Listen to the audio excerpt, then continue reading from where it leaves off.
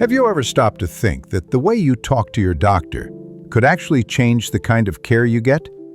Most people don't realize it, but the words you use, the tone you take, even the way you explain your concerns, they all play a much bigger role than you might imagine. And here's the truth, doctors can only work with what you give them. If your words are vague, minimized, or incomplete, even the best physician in the world might miss something important. This isn't about being bad at communication or doing something wrong. A lot of these habits come from years of being polite, not wanting to complain, or assuming that pain is just a normal part of getting older. But here's the catch. Those little habits, they can have life-changing consequences. They can delay treatment, hide a serious diagnosis, or leave you walking out of the office without the answers you truly need.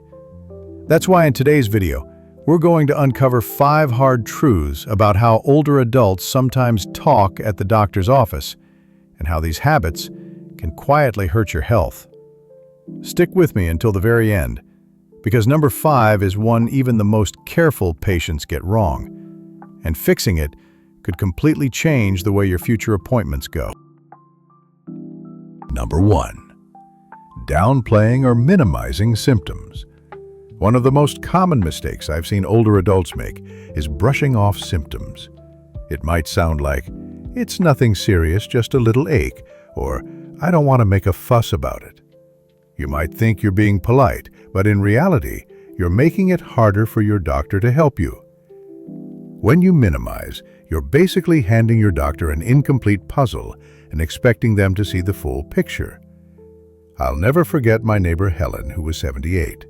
She had been feeling tightness in her chest for weeks, but shrugged it off as just age. At a routine checkup, she mentioned it almost in passing. Thankfully, her doctor caught the clue. Further testing showed a serious heart condition that needed immediate attention. Helen later admitted that if she hadn't said anything, she might not be here today. And here's the deeper truth. A lot of older adults have lived through so much that they've learned to tolerate pain, to push through it, or to believe discomfort is just a price of getting older. But what you consider just a small ache might actually be the first warning sign of something much more dangerous. Catching it early could mean a simple fix instead of a lifelong struggle. The lesson? Describe your symptoms exactly as they are. If pain has lasted 3 weeks, say 3 weeks. If it keeps you awake at night, tell your doctor that. Being honest doesn't make you a complainer. It makes you an active partner in protecting your health. Number 2. Talking in vague or unclear terms. Another common pitfall? Using vague language. Saying things like, "I just feel off," or "It hurts." The problem is, vague words leave your doctor guessing. And in healthcare, guessing can be dangerous. Doctors need details. When did it start? How often does it happen? What makes it worse? And what helps? Without specifics, they're left trying to connect dots that aren't even on the page. I think of my friend Robert, 81. He once told his doctor he was feeling weak. That's it. No details. Weeks later, his weakness worsened and more tests revealed anemia.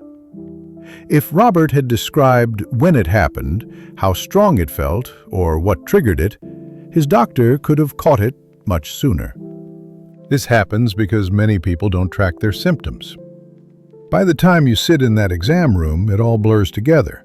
But here's a trick. Keep a little notebook, or even use your phone, to jot things down. Write, "Headache lasted 2 hours, sharp pain on left side, worse after skipping lunch."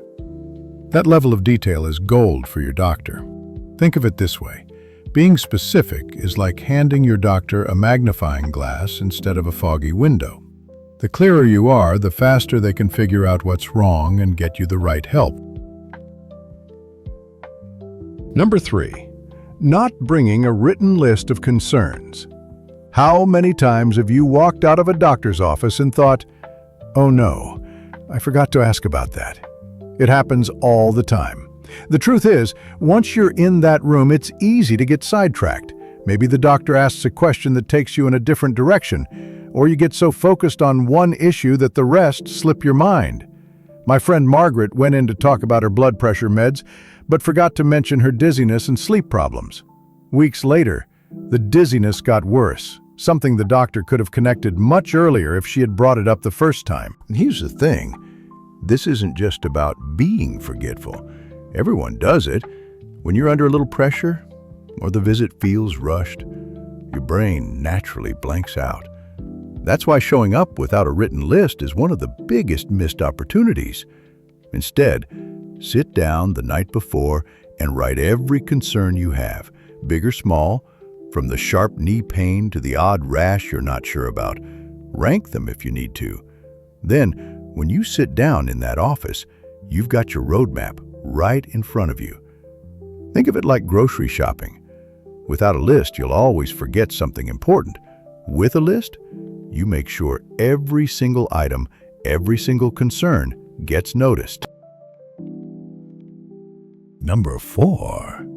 Assuming your doctor remembers everything about you. Here's a big one.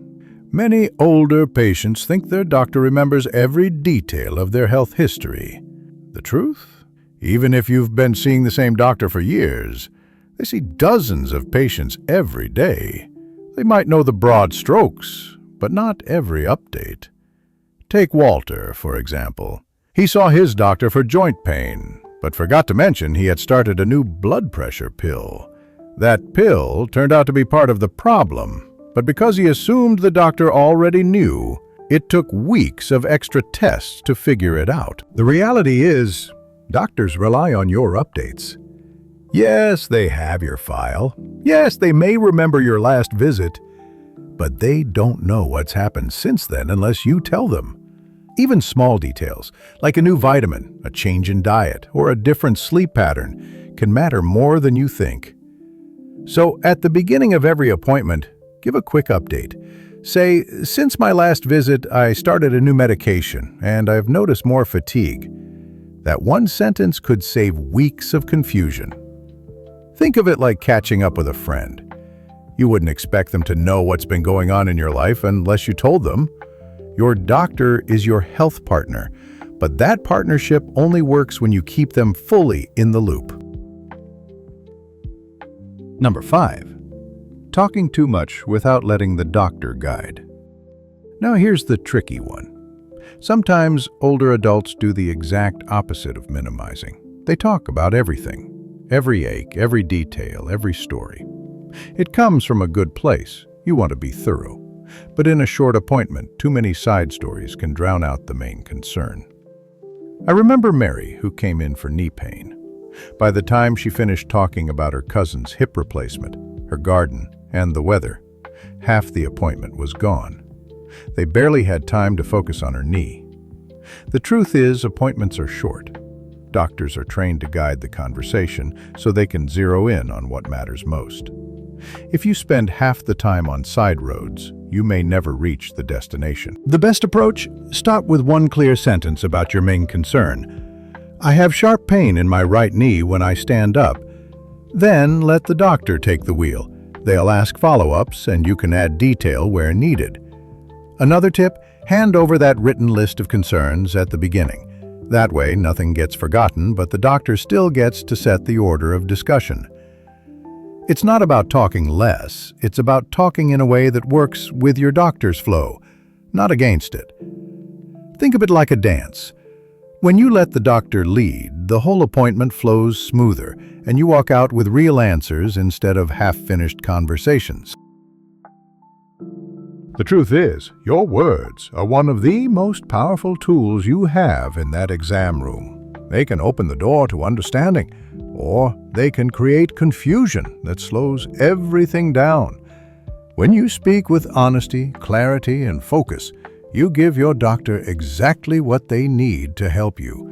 You're not just a patient in that chair. You're a partner in your own care. So next time you walk into an appointment, remember this. Your voice is the bridge between what you feel and the help you need.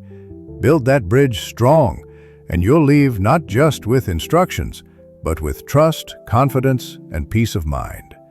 If you found this video helpful, don't forget to like, subscribe, and share it with someone you care about. And I'd love to hear from you. Drop a comment below with one habit you plan to change at your next doctor's visit.